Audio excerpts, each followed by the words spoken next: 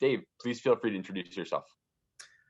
Hello, everyone. I'm Dave Skena. I'm Chief Marketing Officer at Krispy Kreme, and we're just having a great time getting ready for St. Patrick's Day.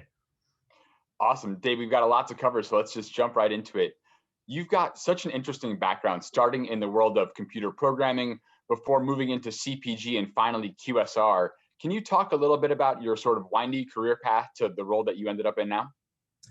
Yeah, first of all, I would say the outlier is definitely computer programming. It's a great way to realize maybe consider a career in marketing. So with my with my undergraduate degrees in economics and political science, my first graduate degree was in economics, but I went to Anderson Consulting. Now it's Accenture, and they just have a belief system that if you're smart, you work hard, and are reasonably capable of getting along with others, you can succeed and whatever they throw at you. And that's what they do. They threw computer programming at me. So I did that for several years and worked in supply chain consulting, mostly in CPG companies. And what I realized when I was there was that brand management and marketing were very different than what I thought. And that's actually what encouraged me to go to Kellogg Business School, get my MBA, and then start a career in marketing.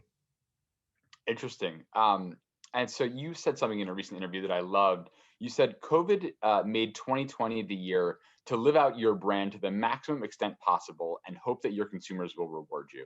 Now that we're sort of a year removed from the start of the pandemic, looking back, how do you feel Krispy Kreme has done in living out your brand to the maximum extent possible? We've done a pretty good job. You know, I think there's always more you could do, and every brand should realize that. If they haven't, they think they've done everything. They probably need to think again. But we did a pretty good job last year. We had what we called a dozen acts of joy, and it started with some of the things I'm sure we'll talk about with free donuts for healthcare workers early on in the pandemic, and then looking for different parties who were sort of disenfranchised or frankly kind of heroes throughout the pandemic, and trying to find ways to recognize them either because they got kind of ripped off like seniors, or because they were saving our lives like healthcare workers, because they're trying to help our kids like teachers. And we kept looking for those instances where it wasn't just about our act of joy or giving away some donuts. In a way, you're kind of elevating the public consciousness of those people and what they're trying to do. So we're both trying to reflect and also emphasize some of the things going on in the culture at the moment. Interesting. It sounds like you're trying to find ways to do that both in person and virtually. As it relates to the in person, you said recently that retail locations, in order to remain relevant, really need to give people something they can't get anywhere else. I think Krispy Kreme has done a fantastic job of creating a very unique customer experience in your new location in Times Square with the tallest waterfall of glaze in the world and a massive hot sign. But how do you achieve that same meaningful consumer experience in one of your standard locations, especially in the midst of COVID? Well, first of all, it's hard for me not to plug the Times Square location. Everyone Yes, go there. It's kind of everything we do turned up to 11, but it is still everything we do in every shop for the most part. So we may have a bigger glazer in Times Square, but there's a glazer in every shop, and that's really part of the experience. I mean, you talk about multiple generations coming through, and there's that big glass window. And one of the things about our brand is we're authentic. Consumers perceive us as being very authentic, and I think that's because we show them our entire manufacturing process.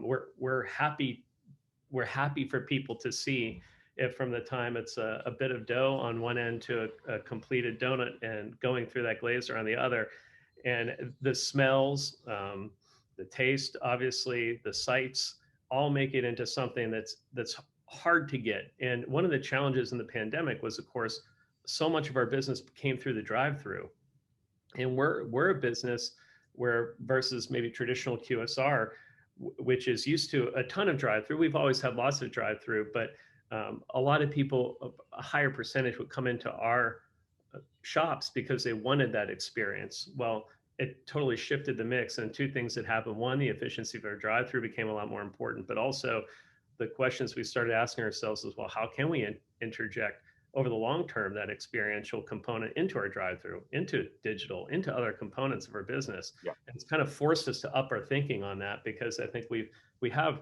I do believe, and we have relied on that shop experience. Then the question becomes, how do you up that experience and make it unique in a bunch of different channels? That's interesting. Speaking of retail locations, there was one retail location I wanted to ask you about specifically as it relates to one of my favorite NBA players, Shaquille O'Neal, Mhm. who I know recently purchased one of your famous flagship locations in Atlanta.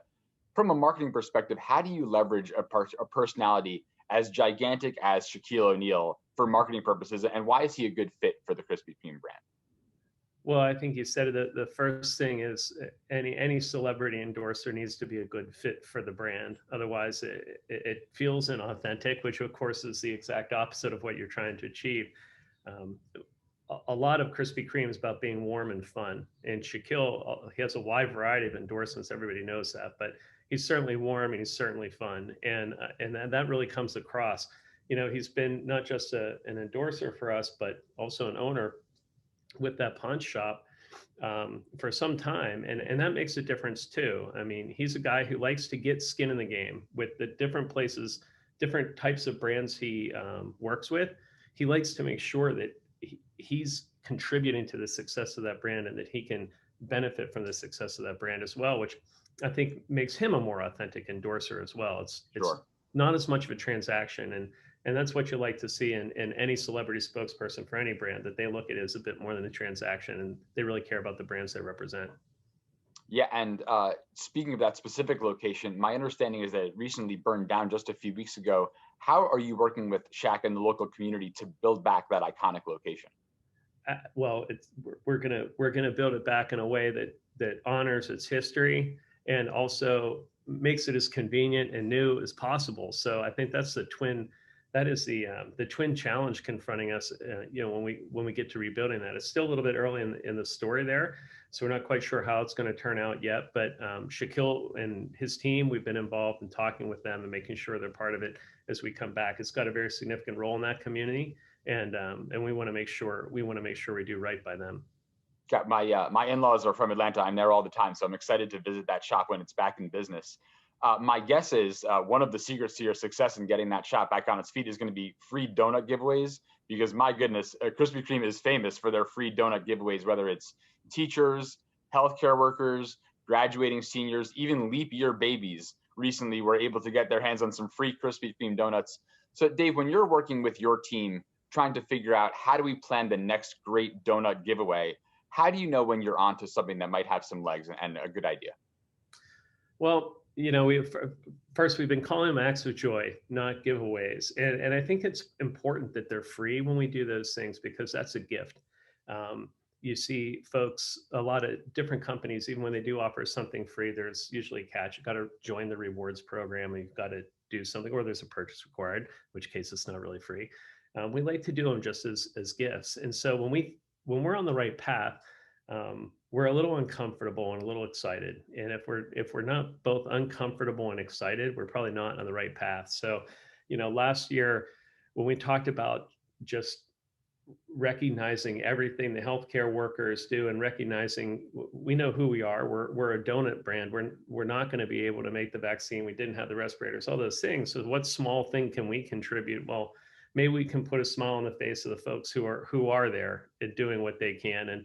And we understand our role is just to share joy in that environment. That's what we can do. So we start thinking about that. What's definitely true to the brand, what's true to the purpose, which is to touch and enhance lives through joy. And can we contribute? Because there's lots of things that'll go on in the pop culture where it's not appropriate for our brand. I mean, we just don't fit.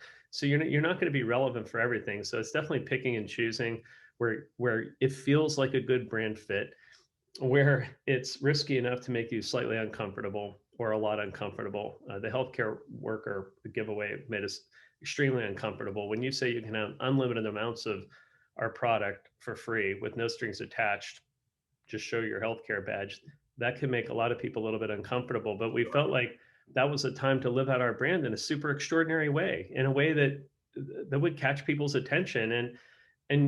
We really did find, as I've mentioned before, consumers rewarded us for that. Not on the day of the healthcare Mondays, it was just the healthcare workers, but the rest of the week we had a lot of other people come by who I think recognize, you know, it's cool that a brand does that, and they deserve my business. Absolutely, spreading joy throughout for sure. And so when you talk about these offers that you're making, how do you really get the word out? Because I believe Krispy Kreme doesn't really rely on traditional media channels for marketing, and instead you are heavily reliant on PR and earned media as well as paid social. So as you're sort of dreaming up these acts of joy, how do you evaluate the ROI for these PR initiatives and the media outreach that you're doing? Well, we very carefully evaluate the ROI of every component. We do it in a couple ways. First of all, we have annually we do it properly through a decision sciences group that we have look at each variable in this regression model, right, and figure out exactly the lift from every different type of media we use and PR as well. And wherever we can, we actually distinguish types of PR as well, broadcast versus digital media.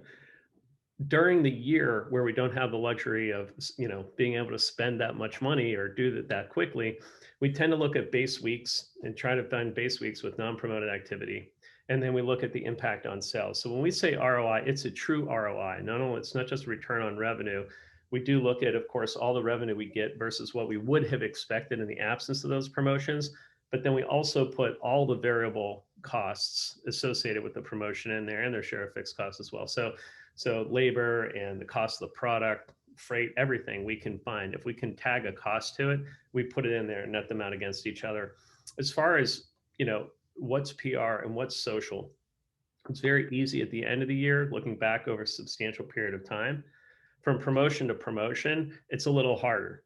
You can get the total ROI relatively easily on the whole promotion, but figuring out what did what is a little trickier. So you just tend to look at the weight of what you had of each. And in the case of social media, it's obviously, you've got a lot of things to help you on that quest. I mean, you can look at your engagements, you can look at your CPMs, you have a lot of the traditional metrics that you would have in standard traditional media, but you also have some additional metrics that are helpful in defining just how well it went. The balance where you get this unexpected boost that you are having difficulty explain with anything you look at.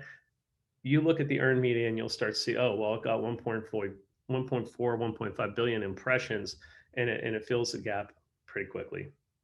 And so it sounds like there are so many moving pieces as you're trying to put all these things together, I'm sure in rapid fashion. What are some of the biggest challenges you've faced in launching some of these initiatives, and how do you sort of overcome them quickly and still be able to deliver for your customers? Yeah, obviously one of the biggest ones during COVID was making sure anything we do can be done in a way that keeps our team members safe. And so we didn't want to do anything that increased activity, interactions with the consumers. As in a non-COVID world, we might be able to do so, but we didn't want to do that here.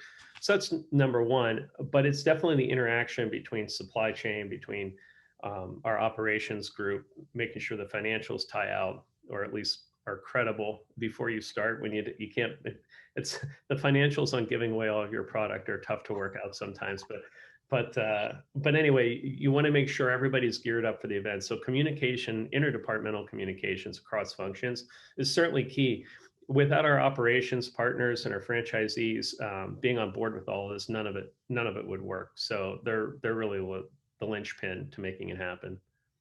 What you just touched on, coordination across multiple departments, sort of touching on the next question I was going to ask you about, because you recently came out with a new Mars-themed donut in conjunction with the rover landing. Can you give us a little bit of a look behind the curtain? How did that idea come about? How long did it take to execute? And to the point you just mentioned, how do you coordinate a massive effort like that across so many different departments? I'm really glad we have the opportunity to talk about this one, because to me, how this came up is very typical of how like a good creative process should work. It didn't start with Mars, honestly. We had another limited time only innovation coming up, and we were looking for, well, what's going on at that time that we could, kind of attach this to, and is there a credible attachment to it? And this is really how it came. Well, there's this Mars landing. It's going to be a big news story. And this was probably back in December. And it was so far away. Really, is that going to be that big a story? We're not sure. Anyway, we played around with it for a month or so and decided, this deserves its own space. So we actually moved what was originally intended to another place in the calendar, and then we said we need something specific for this Mars lander. And so we came up with the Mars donut. So at that point, it was all hands on deck, right? And we had to, in order to make this work with only at that point a couple months of notice, we had to make sure we're using ingredients that were in the shops. We had to make sure that the processing on them was fairly straightforward, and we had to make sure that if we called it wrong and we barely sold any, that they weren't products that went obsolete that we had to throw away. So there's a lot of nuts and bolts that go along with this. When you decide to do a one-day event, you always have to make sure those things are checked, because there's just no time to recover if you guess wrong on the one side. And of course, as what happened with Mars, where you had extraordinary success with the program, no matter how well you forecast, you're going to be short, because when something catches fire, you can run out of even ingredients that are pretty basic in your portfolio, which is what happened for us on Mars. But it definitely hit a chord. And so when we got there, we were astonished to find a lot of shops running out relatively early in the day. And that's obviously not what we want. We wish we could have sold more, but we did our best to do that. So if you have a lot of coordination, that one took a lot of coordination between, again, supply chain operations, marketing, but you can pull it off. And it's something that I think it's a tribute to our culture, that we're willing to do things like that require a lot of nimble movement for a day event. I mean, those are pretty atypical to have a one-day event, but when the stars align, so to speak, you go for it. Yeah, it sounds like there's a lot of teams that need to be coordinated, a lot of number crunching involved, and a lot of data.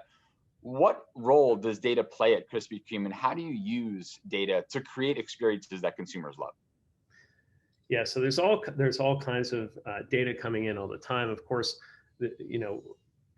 we tend to think about data as the big data coming in from transactions, and what do we know from behaviors, and what's trending in Europe. But there's also all kinds of information we pull in from external sources to understand what trends are becoming more popular, or what we're seeing in other categories, other industries. And you're trying to take all that data and information and glob it together into something that you can make sense of and act against.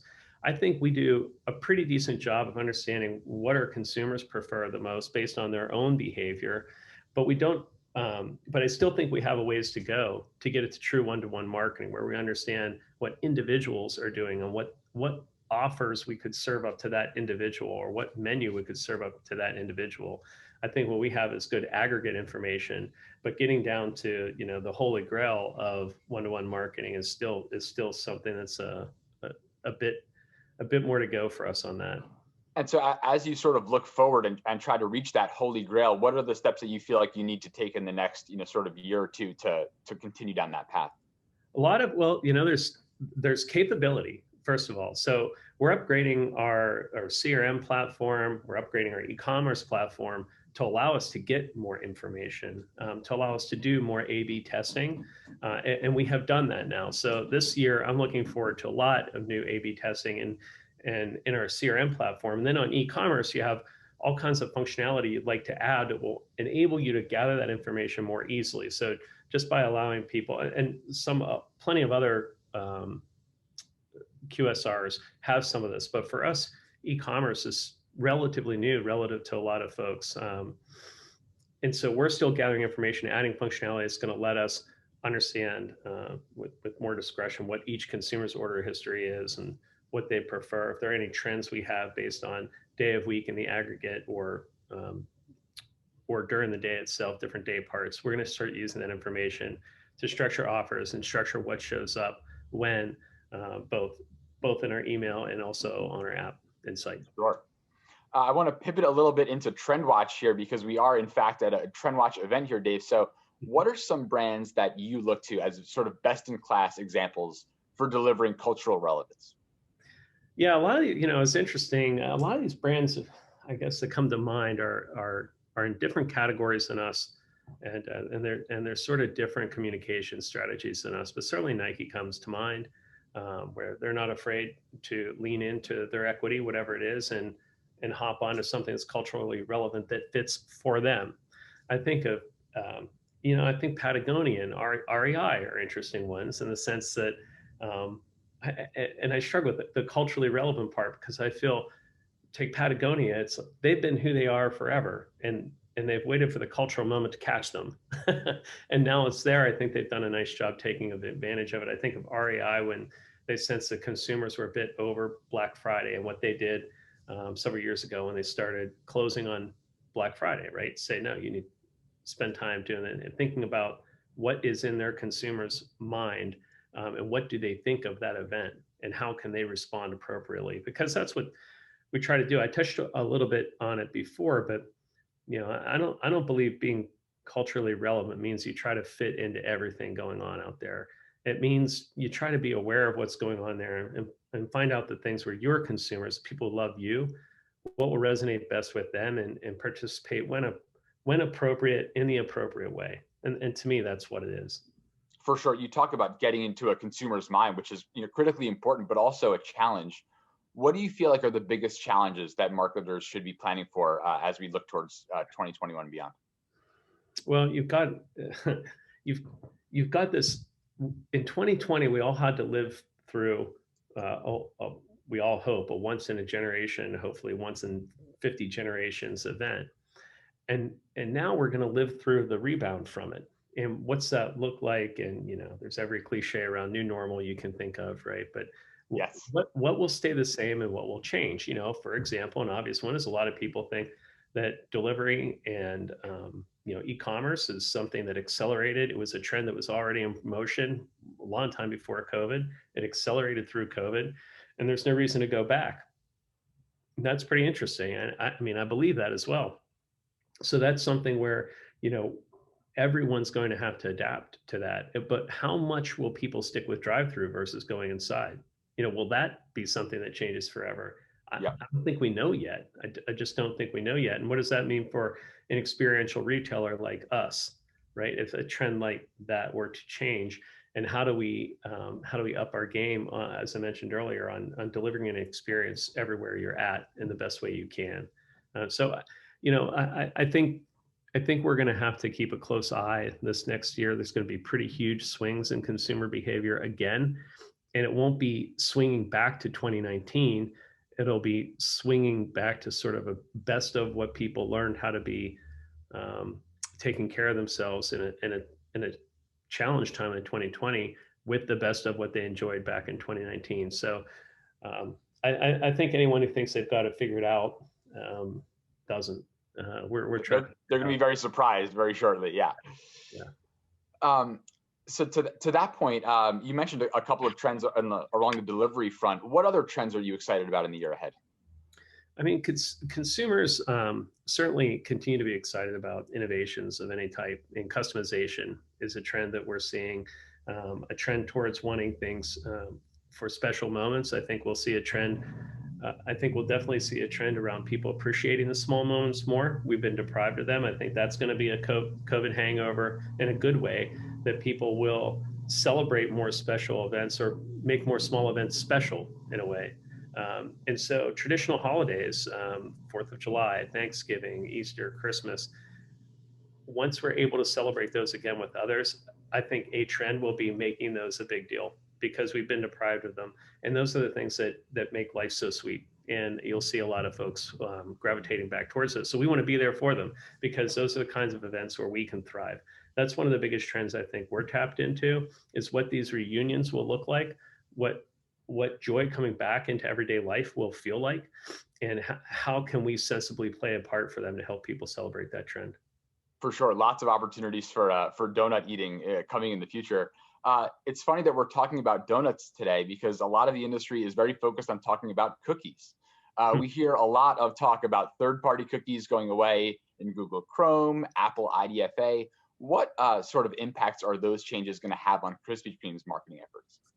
I don't think they'll have as huge an impact on us as others who do broad digital marketing. We tend to focus pretty much on social media, and we don't do a lot of banner ads or things like that, where I think that will be even more heavily impacted. But in general, we want people to have their privacy in any way they want it, and so we'll be able to roll with it, no problem. I think there'll always be, for us, probably the biggest thing is geo targeting, and that's because our shop footprint is, we are not a national brand with 10,000 stores across the country. We have 300 stores and some change there. And so for us, probably the most important aspect of digital marketing is really the geo fencing, versus tagging individuals or knowing a lot about individuals to get really tailored with our offer, because at the end of the day, we have a pretty small menu. And so, and we have it's a pretty small menu with a pretty broad appeal. So the biggest challenge for us isn't that we don't know enough about that consumer. It's that we want to make sure we reach the consumers close enough to our shops that they can enjoy the shop. So I don't anticipate as big an impact too. I think it'll be interesting to see how it shakes out and how many folks utilize that privacy function as well. I think I saw a survey that says 60% will. And so, we'll see how that goes. And we'll see how it's applied differently in different channels, whether it be, Twitter, Facebook, Instagram, and so on. It sounds like you've done a lot of thinking about this, not just about your consumers, but sort of how the best ways to target them are from a location perspective. Can you just talk a little bit more about your ideal customer? Who is the ideal Krispy Kreme customer? And from your perspective, what is the best way to reach them?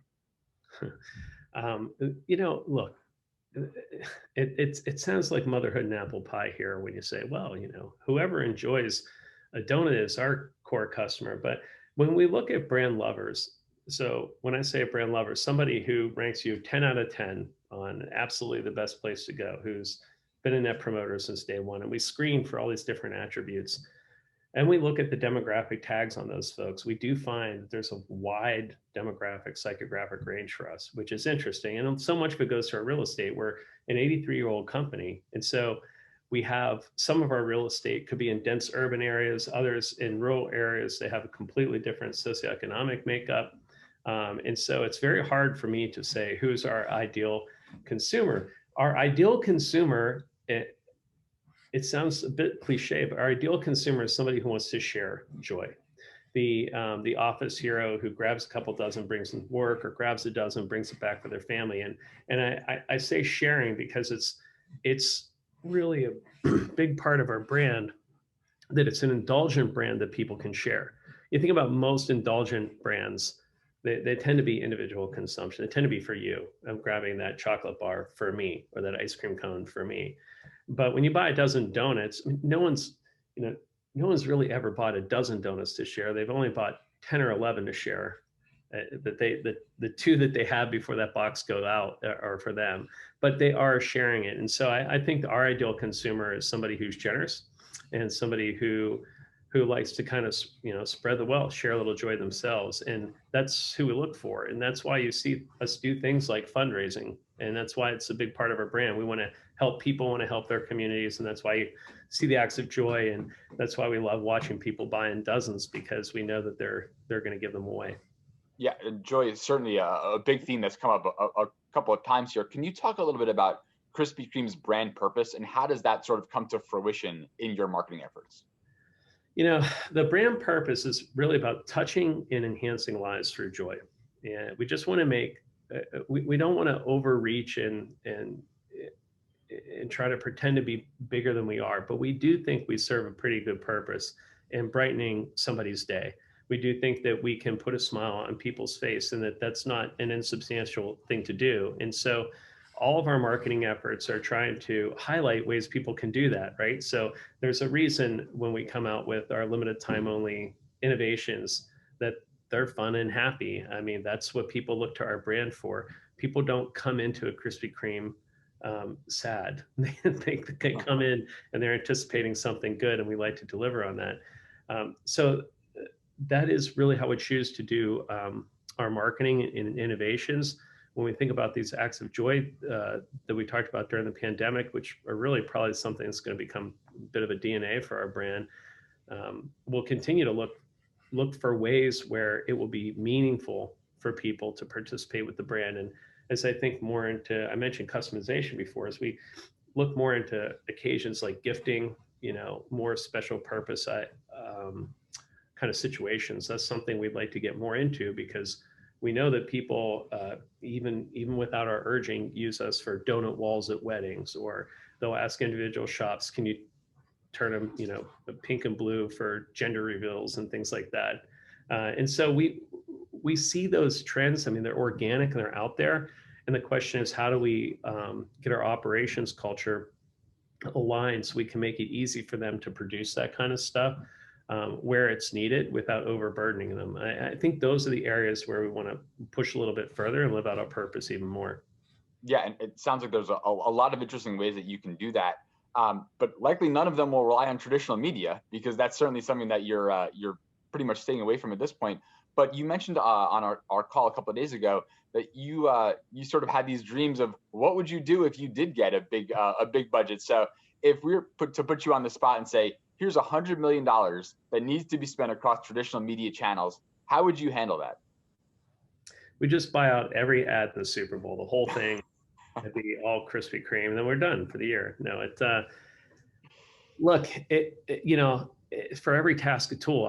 I like traditional media quite a lot for some other brands I've been on, and if your brand has national presence, there's nothing as efficient as national cable in a lot of ways, right? And if you have a lot of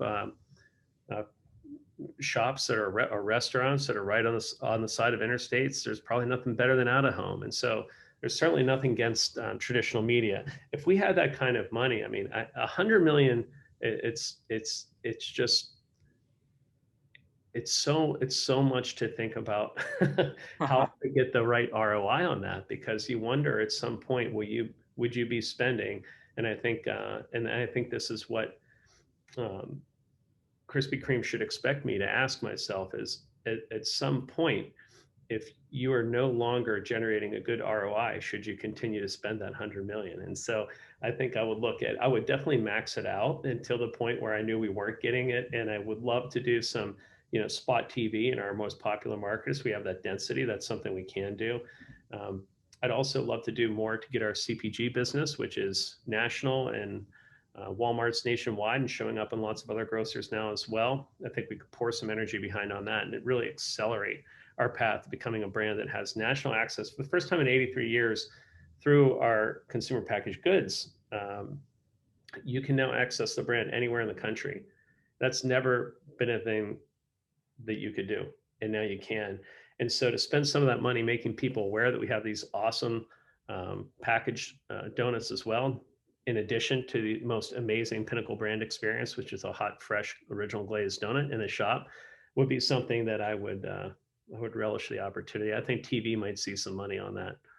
Yes, for sure. Maximizing the opportunities you have to interact with Krispy Kreme donuts. I love it. In our last few minutes here, Dave, I want to make sure we get to some fun questions. A little rapid fire Q&A for you. What is your favorite movie of all time? It's a Wonderful Life, no doubt. Why is that? How can you not root for, George Bailey? I mean, local boy does good kind of thing, and does all these things all his life, and not sure if it's going to pay out for him, but it all does. He gets to see that, so it's a great movie. Plus, every Christmas, come on. All right, what's your favorite non-Krispy Kreme food of all time? Pizza. Yeah, that one's pretty easy. Any particular toppings? Well, yeah, I've tried to stay away from lately, but pepperoni, yes, absolutely. All right. What are you dreaming about doing post-lockdown? Just live music. Absolutely 100% live music. It's something my wife and I love to go listen to live music on a Friday night, have a couple drinks, and that's all been missing. So I just can't wait to go out and listen to some bad cover bands. All right. Well, that leads me into my next question. What's your favorite song of all time? That is a pretty tough one. There's a lot of 80s songs probably competing for that one, but man, I'm gonna go with Breathe by Pearl Jam on that one. Oh, okay. I like it. And then last one, what's an app that you can't live without? I'll go with mozzarella sticks. Nice. All right. No, I'm kidding. No, I guess you didn't mean appetizer. You probably meant app. No, I really I use Lime of all things an awful lot. Those little scooters to and from work. I have an apartment, and going back and forth to work, I use that quite a bit. You ever feel dangerous at all on those things, or is it relatively safe? No, it's pretty safe. Yeah. A couple of final questions for you here. Going back to your roots, what did you learn in the world of CPG that has helped you in your role at Krispy Kreme today? I loved everything that, and I haven't had the experience of growing up in restaurants. So I'm not saying restaurants don't have this, but the the really sound, measured, strategic marketing thought that goes into the innovation process within consumer packaged goods, where you have slotting, where you have a big ad budget to launch it, where you have to get everything right in every detail. I think what that does in the world that I'm in now, in the retail side of it, not the CPG side of where all that still exists, I love that that discipline exists and that mindset exists, because in a way it tells you what corners you can cut when you have to go a lot faster. I mean, the world I'm in now is so much faster, and you just don't have time to sweat out every detail. But you get a good sense of what's going to matter for this promotion and what won't. You just have that sort of sixth sense about you, having gone through all those things before, that makes you able to go faster when you're in an environment where one of the coolest things about an environment like QSR, or when I'm in at Krispy Kreme, is that you do have to make lots of decisions with a lot less information than you probably wish you had. And your ability to have good judgment, make those quickly and move on is absolutely one of the more fun parts of the job. Yeah, it sounds like you've really been able to take a lot from your previous experience. If you could go back and tell yourself one thing when you were first entering the workforce, some advice for your current self, what would it be? Risks, take more risks.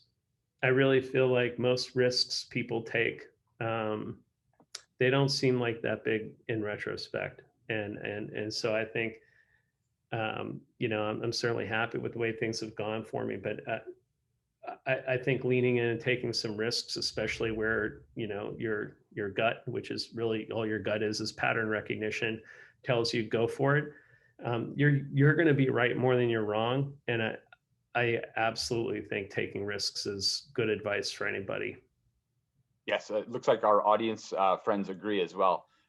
As you're sort of making that transition from CPG to QSR, what was most surprising for you in terms of, for example, you mentioned that not moving at as fast a pace theoretically.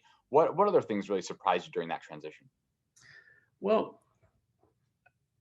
I think the calendar, the denseness of a calendar in a restaurant or QSR world, of how many promotions are stacked one on top of the other and how necessary those are to beat prior year, are very different for a marketer than they are in CPG. Because in CPG, that's all there, but that's very much driven by your trade calendar, right? So a lot of it is with your trade calendar going boom, boom, boom, boom, boom. Well, in marketing, in restaurants, it's the marketer both responsible for building the brand, but also building that business every day, where a lot of the heavy lifting was carried with trade and CPG. For sure. It seems like we are almost out of time here. I'll ask you any final thoughts, recommendations, or words of wisdom for our virtual audience. No, I do. I do like your question about what to do differently. Keep trying. I should have mentioned also, I think just keep trying to learn. I mean, I've learned a lot during the pandemic, and learning agility is something that I think is probably more valuable than experience in a lot of ways, because what you knew yesterday can be useless tomorrow, and so you got to keep trying to up your game. Indeed, great advice. Are we good to go here, David? Thanks a lot, Jeff.